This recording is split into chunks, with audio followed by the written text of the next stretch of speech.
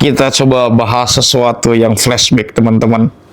Kalau dulu KDM mendapatkan ujian, cercaan, cobaan ketika diangkat menjadi gubernur. 1 tahun sebelumnya KDM digugat cerai oleh mantan istrinya Ambu Ane. Tahu tidak? Itu dikarenakan ada perasaan overconfident Ambu Ane yang merasa dia bisa menang tanpa mantan suaminya. Tetapi yang terjadi adalah ketika Ambu Ane berani mencalonkan diri tanpa mantan suaminya Kang Deddy Mulyadi yang sudah bercerai.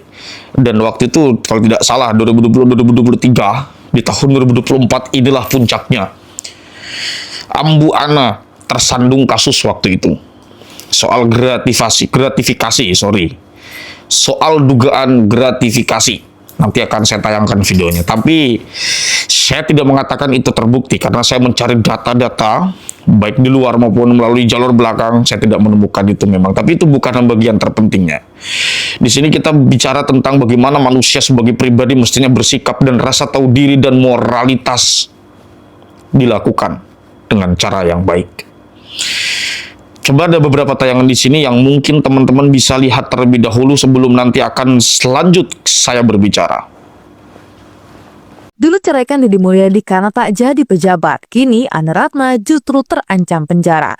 Dulu ditinggalkan karena tidak lagi jadi pejabat. Kini justru bersinar di tengah rakyat. Sementara sang mantan justru terjerat dengan dugaan korupsi. Beginilah cara waktu menunjukkan siapa yang benar-benar tulus dan siapa yang hanya mencintai kekuasaan. Nama Deddy Mulyadi kembali hangat diperbincangkan. Sosok yang dulu dikenal sebagai Bupati Purwakarta dan kini makin bersinar karena aksi-aksi kerakyatannya terus menarik simpati masyarakat. Kehadirannya di tengah rakyat kecil, cara bicaranya lugas dan upayanya memperjuangkan nilai-nilai budaya Sunda membuatnya tidak hanya dicintai tapi juga disegani.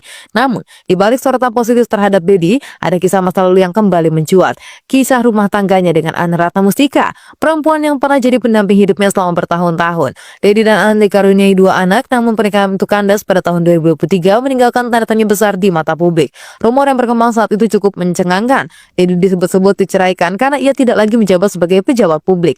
Dalam pernyataannya setelah sidang cerai, Deddy menyebut bahwa ia ditinggalkan di saat tidak memegang jabatan apapun, sementara Ane masih menjabat sebagai Bupati Purwakarta. Dan kini nasib berkata lain, Deddy terus melangkah maju dengan karir politik yang kian moncer, sementara Ane justru menghadapi ancaman penjara. Ia terseret dalam dugaan kasus gratifikasi mobil Toyota Innova Hybrid yang diterimanya saat masih menjabat. Pemeriksaan dilakukan Kejaksaan Negeri Purwakarta sejak awal 2025, setelah laporan masyarakat masuk pada 2023. Mobil yang disinyalir sebagai barang gratifikasi kini telah disita penyidik. Pada Rabu 5 Februari 2025, Ane akhirnya memenuhi panggilan kejaksaan. Ia datang sekitar pukul 9 pagi dan baru keluar menjelang malam. Pemeriksaan berjalan intens dan masyarakat pun tidak henti memberikan komentar. Menariknya, di tengah badai tudingan, Ane memilih diam dan ia tidak memberikan banyak komentar ke publik. Ini bukan hanya kisah perceraian publik tokoh ternama. Ini adalah kisah tentang bagaimana jabatan bisa memabukkan dan bagaimana ketulusan diuji saat seseorang tidak lagi punya kuasa. Karena pada akhirnya bukan jabatan yang menentukan siapa kita, tapi bagaimana kita berdiri saat semua lampu sorot padam.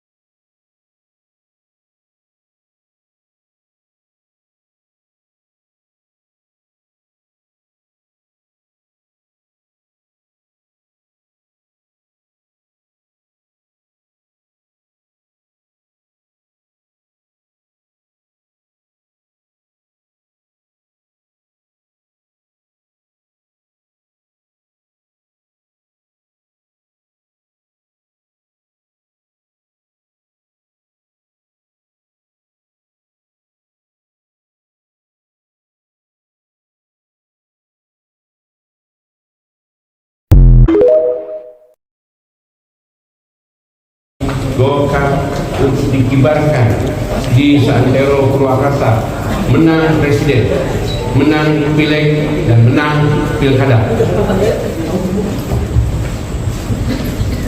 Bismillahirrahmanirrahim. Saya Ane Ratna Mustika dengan ini menerima seluruh amanah yang diberikan oleh Partai Golkar Provinsi Jawa Barat untuk kemenangan Partai Golkar di Kabupaten Purwakarta.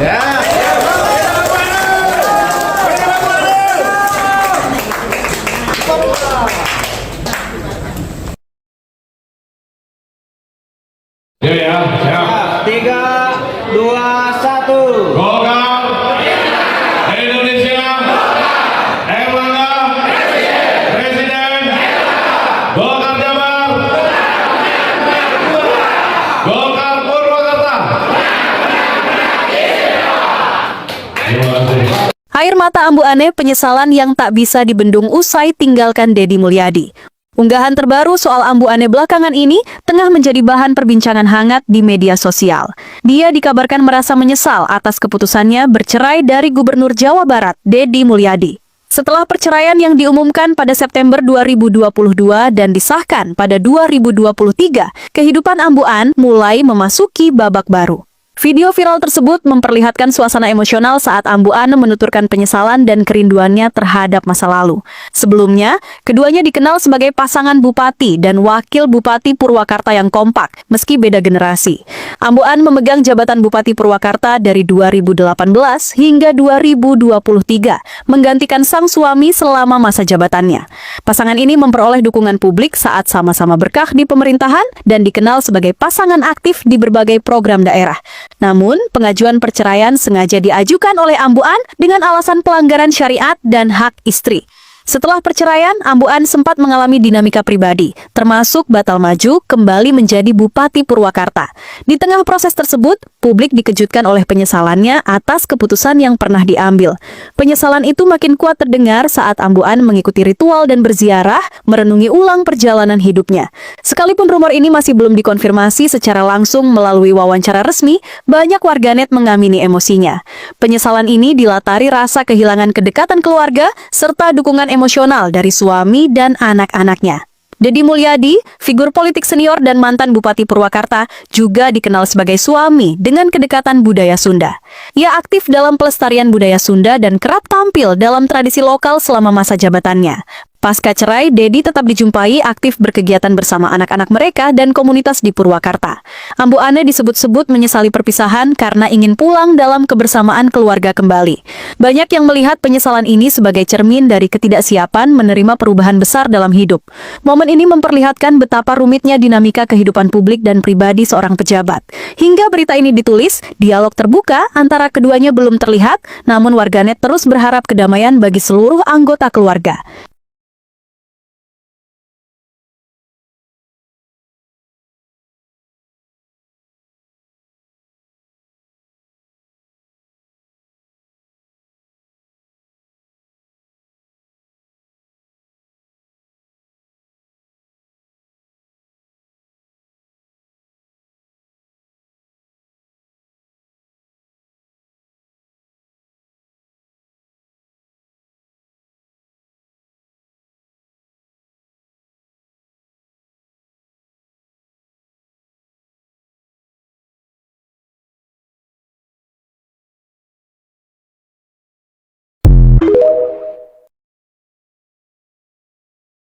Ini saya cerita kenapa saya berpisah sama istri saya.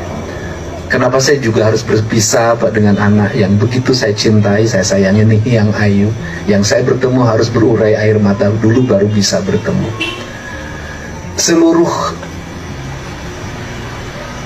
pertanyaan-pertanyaan itu, Bang Jutek, Bang Ruli, hari ini terjawab. Kenapa saya harus berpisah dengan istri? Kenapa saya harus berpisah dengan anak saya?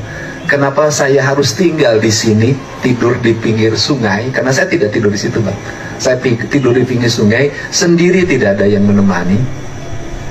Rupanya ini adalah panduan dari alam untuk membuat saya tidak terikat hidup dengan siapapun. Untuk membuat saya, bahkan kenapa saya harus berhenti jadi anggota DPR lagi enak-enak. Hari ini Tuhan alam menjawab bahwa saya harus hidup sendiri, nggak nimang anak tiap pagi, nggak punya istri, kemudian tidak punya jabatan. Ternyata saya lagi dituntun untuk membebaskan orang yang dipenjara dengan vonis seumur hidup.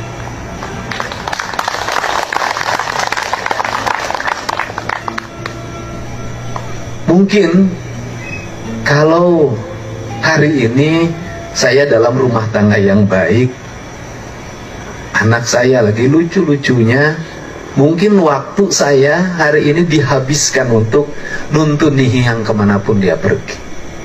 Waktu saya dihabiskan untuk nganter keinginannya, apapun pasti saya ikutin. Waktu saya pasti dihabiskan untuk memeluk dia dalam setiap waktu. Waktu saya pasti dihabiskan untuk tetap di kamar bersama dia, karena kalau ada nih yang datang, maka saya mendedikasikan seluruh hidup saya buat dia, dan saya tidak pernah jauh dari diri. Tetapi kalau hari ini atau 3 bulan yang lalu saya melakukan itu, mungkin saya tidak pergi ke Cirebon untuk dari rumah ke rumah, dari pintu ke pintu, dari orang ke orang, dari narasumber ke narasumber, dari saksi ke saksi, dan 24 jam pikiran saya hanya untuk itu. Mungkin saya tidak bertemu dengan Pak Ruli, Bang Cute, dan semua teman-teman Fradi, dan mungkin saya juga tidak bertemu dengan Pak Oto Hasibuan, dan mungkin 7 terpidana yang dituduh membunuh dan memperkosa tanpa salah sedikit pun, hari ini dia akan menjadi orang yang pulang dari penjara nanti ketika sudah digotong dalam keranda jenazah. Di usia nanti mungkin 50 tahun, 60 tahun. Maka mungkin bisa jadi manusia itu tidak akan pernah sempurna dalam hidupnya, dan bisa jadi manusia itu tidak akan pernah totalitas dalam hidupnya manakala terlalu banyak keterikatan dalam dirinya. Sehingga hari ini saya merasa bahagia, kesendirian saya jawab, jauhnya saya dengan Nihyang Ayu hari ini dijawab dengan sebuah kebahagiaan. Dan saya hari ini mohon maaf buat Nihyang yang ayahnya barangkali mengabaikan, walaupun dalam setiap malam saya selalu menangis. Tetapi bahwa jauhnya saya dengan Nihyang ternyata memberikan warna bagi kemerdekaan manusia yang jauh lebih tinggi.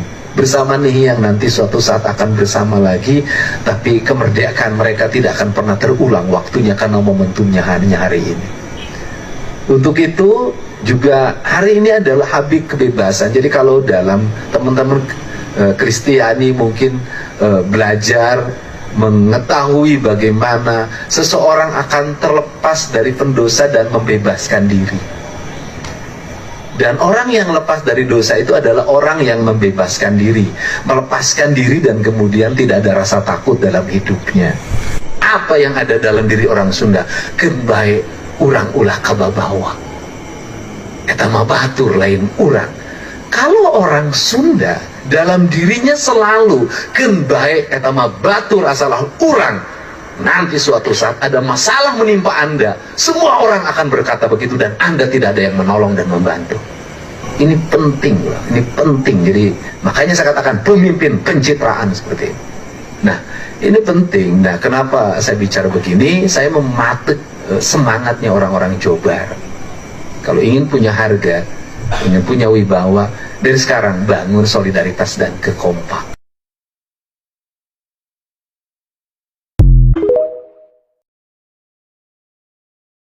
Dulu waktu beliau jadi wakil bupati, jadi bupati, walaupun misalkan ada beberapa perilaku yang tidak sesuai dengan harapan, masih bisa dimaafkan karena kewajiban-kewajibannya kan dipenuhi.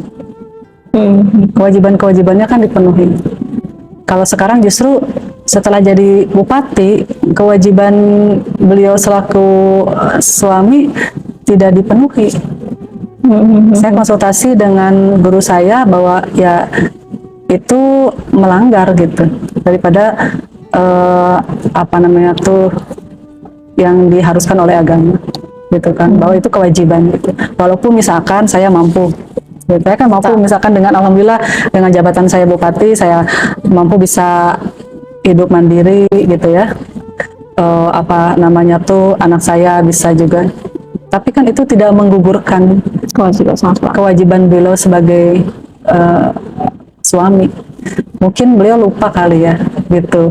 Padahal kan kalau dilihat beliau juga bukan orang nganggur, punya pekerjaan. Bagaimana bisa dan mungkin survei 100 hari kinerja seorang gubernur mencapai 94,7% kepuasan warga? Bagaimana cara Kang Dery Mulyadi melakukan ini? Penasaran kan? Mari kita mulai videonya. Faktanya, survei Indikator Politik Indonesia memang mencatat 94,7% warga Jawa Barat puas dengan kinerja Deddy Mulyadi di 100 hari pertama menjabat. Angka ini bukan main-main loh, karena ini yang tertinggi di antara gubernur lain di Pulau Jawa. Penelitian mengungkap, kepuasan setinggi itu bukan murni dari kinerja teknis semata. Ada faktor emosi dan afeksi yang kuat, gaya KDM yang selalu dekat, langsung turun tangan, dan bicara apa adanya, membangun ikatan dengan warga Jawa Barat. Seperti kata netizen, inilah pemimpin amanah, tujuannya menyejahterakan rakyat. Lalu dilanjutkan oleh netizen yang lain, yaitu KDM sudah banyak hasil kinerjanya di Jawa Barat jauh sebelum jadi gubernur. Julukan gubernur konten memang melekat, tapi bagi warga, itu adalah cara KDM hadir dan berbagi perhatian. Ada yang menilai kontennya itu bukti dia jalan kinerjanya di Jabar dengan kebijakan yang meringankan beban. Bahkan, gaya gercep KDM mendorong perubahan mental ASN karena pemimpinnya nggak bisa dibohongi. Rakyat pun siap ikut maju bekerja bersama. Padahal zaman abdi Bu, siltap tara telat DBH dibayarkeun wae. Zaman kapungkur bupatina satajan abdi tapi kan ka ayeuna aya hutang keneh DBH 2 tahun. Hayang dibayarkeun ke bupati ayeuna sia teh boga ka era. Ari kitu 2 tahun, 1 tahun, harusnya mah 3 tahun, tapi nu 1 tahun terus dibayarkeun sarku abdi harita da akur keneh harita mah. Ku abdi dibayarkan 28 miliar da bisi ditagih ku desa. Terus teu Pajaya ayeuna 2 tahun deui antepkeun tong dibayarkeun. Keur minta bantuan dewan ayeuna teh saha nu ngahutang, saha nu kudu mayar. Matakan jadi bupati teh sing leres entong pencitraan wae gitu kan, ini pencitraan wae si curik wae bari jeung heueuh teuing bener teh. 2 tahun Pak Kades DBH zaman Bupati baheula 2 tahun tadi dibayarkan. Zaman Ambu Ana mah can pernah DBH tadi dibayarkan rasa. Kan ayeuna hayang dibayarkan cenah. Oh, siapa lu?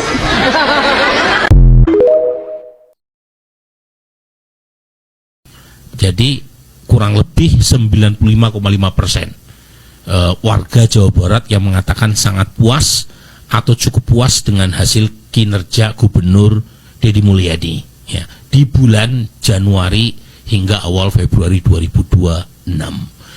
Warga Jawa Barat harus bangga punya gubernur yang peka terhadap infrastruktur. Bayangin di era pemimpin lama, puluhan tahun Jawa Barat bagian selatan sangat terpinggirkan atau mungkin dianaktirikan oleh pemerintah Jawa Barat. Masalah yang utama adalah kesenjangan soal pembangunan infrastruktur jalan yang tidak merata. Tapi saat Kang Deddy memimpin Jawa Barat, bagian selatan mulai diperhatikan. Ini bukti jika Kang Deddy benar-benar ingin mewujudkan keadilan dan kesejahteraan pada rakyatnya.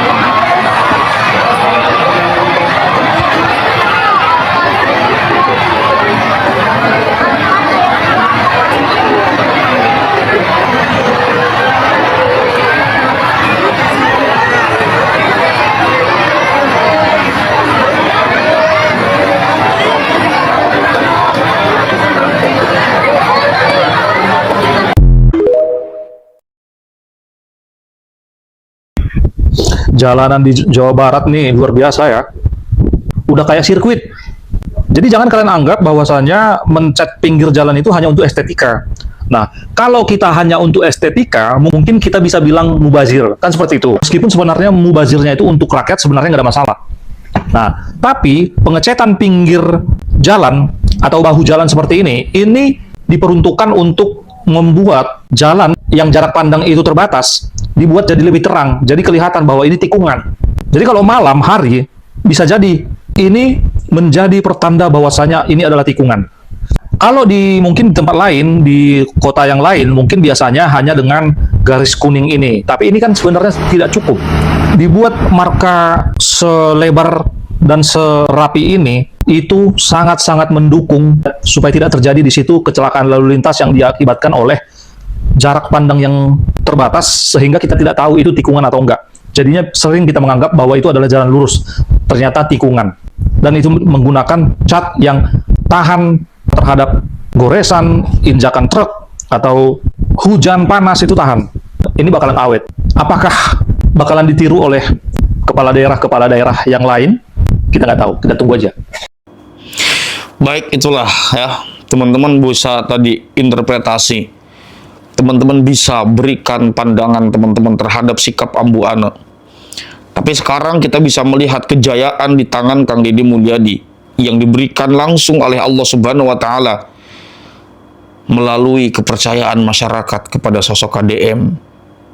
Seorang pribadi yang pernah digugat cerai, akhirnya kini membuat orang-orang yang meninggalkannya menyesal. Dan diantaranya adalah Ambu Ane. Sosok perempuan yang bagi saya secara pribadi, dia tidak tahu diri.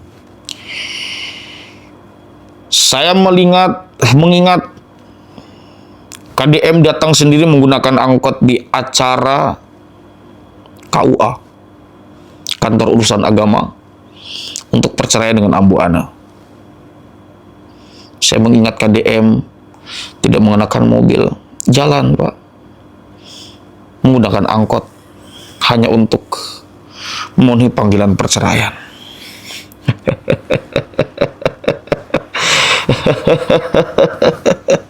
Sampai jumpa.